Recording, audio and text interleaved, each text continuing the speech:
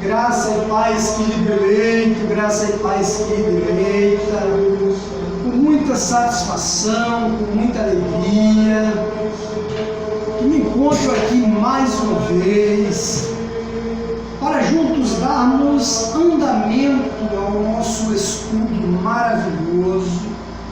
Estamos trabalhando com os amados irmãos as doutrinas da graça de Deus. Nesta oportunidade, estaremos trabalhando com vocês a doutrina da depravação total. É importante resgatarmos os signos distintivos da nossa fé, da fé reformada, da ortodoxia, do presbiterianismo raiz. É chocante o que nós vemos nos nossos dias. Recentemente recebemos um comentário no nosso canal da igreja, no podcast Reformado no Brasil, onde estamos ali trabalhando a história do movimento presbiteriano. Estamos tentando resgatar a identidade presbiteriana. O nome presbiteriano e o nome reformado nos nossos dias tem se prostituído. É interessante como muitas vezes nós saímos da nossa igreja, estamos acostumados ali a um pasto reformado, a uma ortodoxia reformada, estamos acostumados a um calvinismo bíblico e saudável, e muitas vezes, por uma razão ou por outra, nós fazemos uma viagem, ou nós somos transferidos do nosso trabalho para uma outra cidade, e nós passamos em nosso carro com a nossa família, e nós vemos a placa Igreja Presbiteriana do Brasil. E nós ali acertamos com a nossa família, com os nossos filhos, que no próximo domingo nós estaremos ali cultuando ao Senhor. E quando a gente chega, encontra um lugar com as paredes cinzas ou pretas, um jogo de luz de boate no púlpito, um telão atrás igual um cinema, e o ritmo é acelerado, mas diz que é presbiteriano. Que presbiterianismo é esse? Que igreja presbiteriana é essa? Que não tem a sua identidade reformada, que não segue o princípio regulador do culto, que não tem a ortodoxia na exposição da palavra de Deus. O princípio regulador do culto agora é vitória, é prosperidade, você precisa deixar Deus agir em você, você precisa deixar o Espírito Santo te governar. Que conversa é essa? Desde quando Deus precisa que nós deixemos para que Ele possa fazer alguma coisa? Se você é um eleito, se você é uma eleita, se você faz parte do povo da aliança, se você faz parte daqueles que foram eleitos antes da fundação do mundo, Ele já agiu em mim e em você, antes que eu e você tivéssemos nascidos, ou que os nossos pais e as nossas mães imaginassem sequer a nossa existência.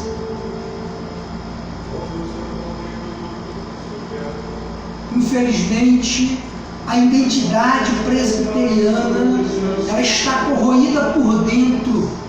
Houve uma infiltração dentro da igreja presbiteriana do Brasil, e essa infiltração, ela trouxe elementos de um misticismo pagão, de uma doutrina sem ortodoxia, de um pentecostalismo e um neopentecostalismo pelagianos e arminianos dentro do seio da igreja reformada.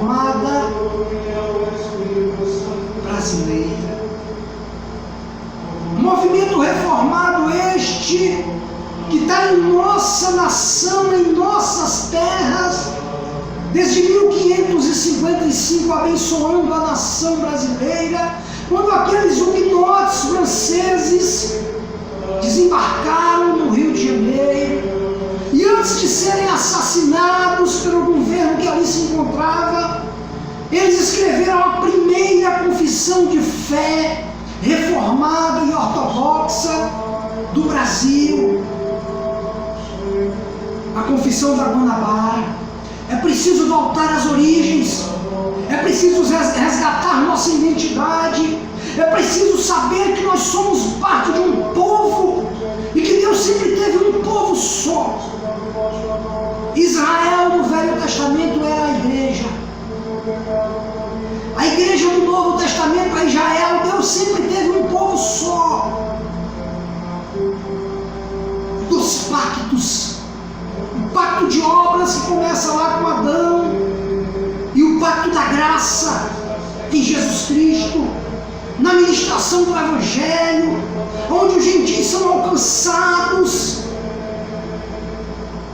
porque já eram eleitos antes da fundação do mundo. Agora fomos seduzidos por esse evangelho de oba-oba, essa pregação falsificada, essa ministração mentirosa. E a identidade presbiteriana, ela está se esvaindo. A identidade presbiteriana, ela está se dissolvendo. A identidade presbiteriana, ela está se desfazendo. Em muitas de nossas igrejas, não mais encontramos o Evangelho. Já encontramos presbíteros nossos citando arminianos do movimento pentecostal e neopentecostal como referências de ortodoxias teológicas e de louvor a Deus. O joio cresceu no meio do trigo e o está sufocando. Por isso que é importante retornarmos à ortodoxia presbiteriana, aos 5 pontos, às doutrinas da graça, a doutrina da soberania exaustiva e absoluta do nosso Deus, a doutrina da suficiência absoluta de Jesus Cristo, a doutrina da aliança, a doutrina do pacto. Temos uma geração de presbiterianos que não conhecem a história do movimento reformado no mundo e principalmente no Brasil. Quando são indagados, quando são questionados a razão da sua fé, não, eu sou presbiteriano porque a igreja presbiteriana é uma igreja livre, é uma igreja que deixa a gente à vontade, que não se preocupa com as nossas vestes, com nossos usos e costumes, é por isso que eu sou presbiteriano. Cansei de ouvir isso.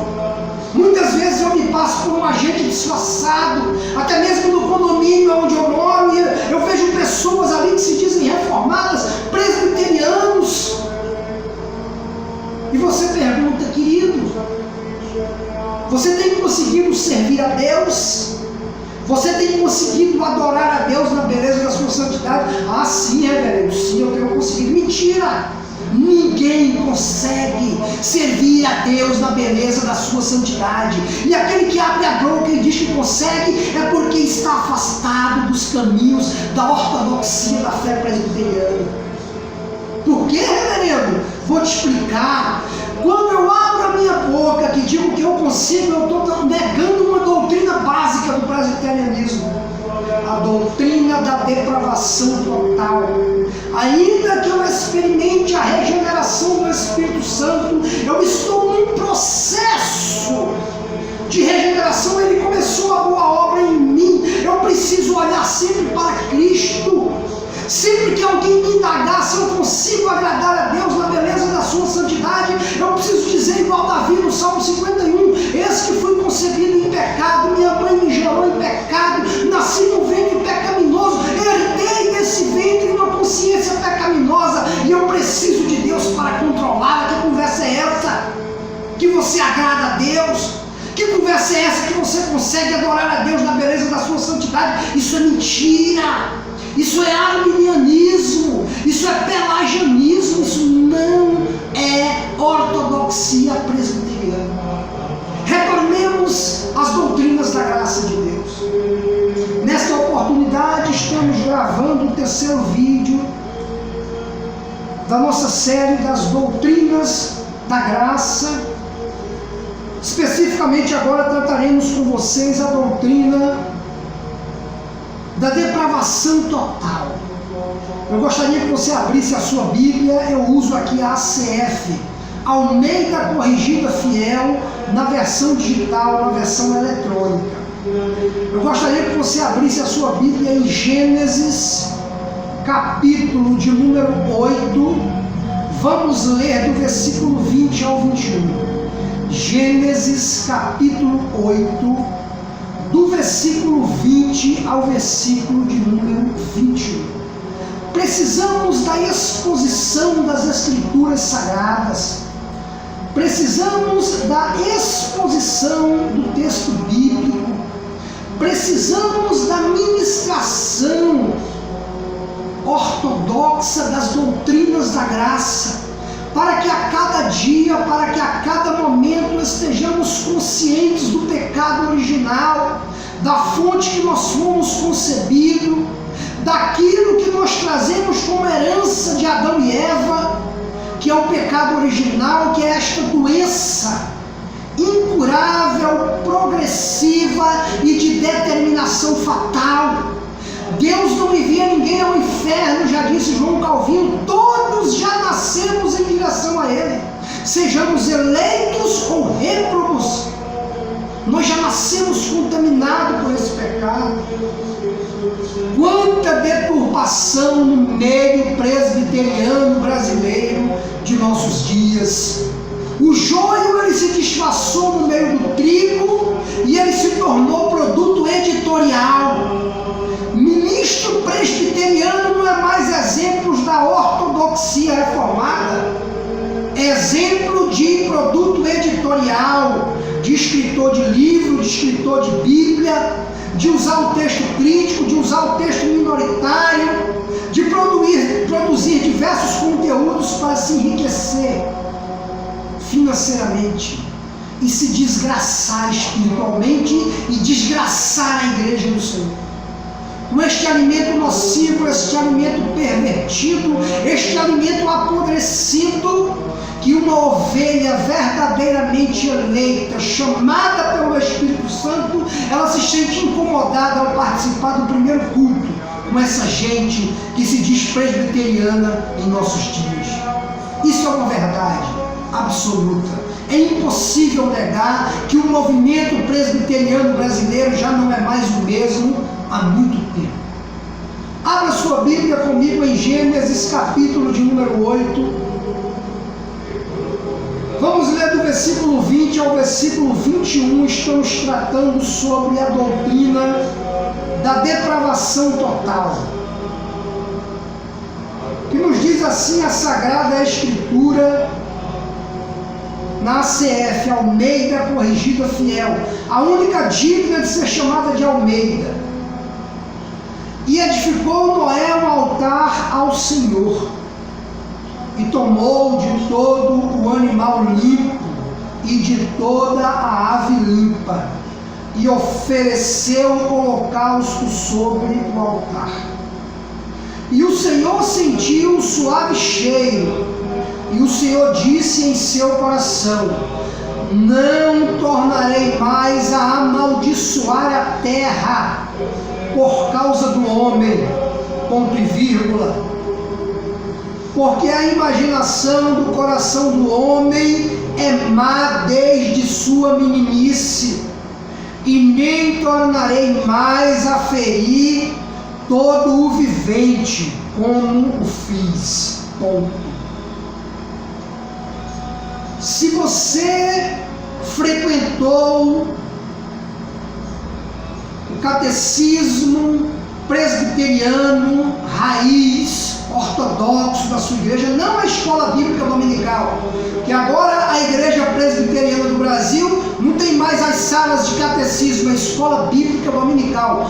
Pegaram o conceito arminiano e substituíram o conceito ortodoxo, porque no conceito ortodoxo presbiteriano nós temos catecismos, catecismo maior e catecismo breve.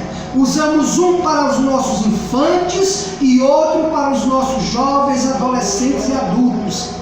E a partir deles nós conseguimos introduzir no coração dos eleitos e eleitos participantes da aliança a verdadeira doutrina, a verdadeira ortodoxia. Se você participou, você compreende esse texto. Você consegue enxergar aqui imediatamente a doutrina da depravação total escancarada. Quando o próprio Deus ele abre a boca e diz a Noé: não tornarei mais a amaldiçoar a terra por causa do homem, ponto e vírgula, veja, não tornarei mais a amaldiçoar a terra por causa do homem, ponto e vírgula, que é chamar a atenção para o que está sendo falado na oração, na frase anterior. O motivo que Deus amaldiçoou a terra foi justamente o homem. Que homem? O homem caído do pecado, o homem 100% depravado, o homem conduzido por uma consciência pecaminosa que odeia simplesmente as coisas de Deus. E olha que depois de ponto e vírgula ele segue: porque a imaginação do coração do homem é má desde sua meninice. Veja, muita gente diz: a criança é um anjinho, ela morreu, ela foi para o céu. A Bíblia aqui está dizendo o quê? Que a criança é um anjinho? Não. Está dizendo que desde a meninice o coração do homem é o quê? A imaginação do coração do homem é má, é pervertida, é depravada. O homem sente prazer nas luxúrias, nos prazeres que a sua consciência pecaminosa ela busca. Deus ele fala que olha do céu para a terra, não encontra um justo sequer. Por quê, gente? A doutrina da depravação total deixa isso muito claro. Então você que é um presbiteriano raiz, ortodoxo, que conhece a doutrina, que conhece o evangelho, que a sua consciência, que o seu coração, ele se comove de alegria quando você escuta uma palavra verdadeira, uma palavra genuinamente bíblica, e que o Espírito Santo testifica em nosso coração a veracidade do texto. Você sabe do que eu estou falando. É má desde a sua meninice, nem tornarei mais a ferir todo o vivente como fiz. Está falando aqui do dilúvio. Aqui é o final do dilúvio. Noé, ele está aqui oferecendo um holocausto, agradecendo a Deus. Voltemos ao Evangelho, em nome de Jesus. Deus te abençoe, até o nosso próximo encontro, se Deus assim nos permitir. Espero que você tenha compreendido o que foi tentado passar aqui para você. Ainda teremos muitos encontros acerca da doutrina da depravação total. Iremos expor aqui vários versículos onde essa doutrina fica evidente, fica estampada. E o meu e o teu coração, ele não só se alegra, mas ele se alimenta deste pasto verdejante, desta comida saudável. Deus te abençoe, um grande abraço e até o nosso próximo encontro.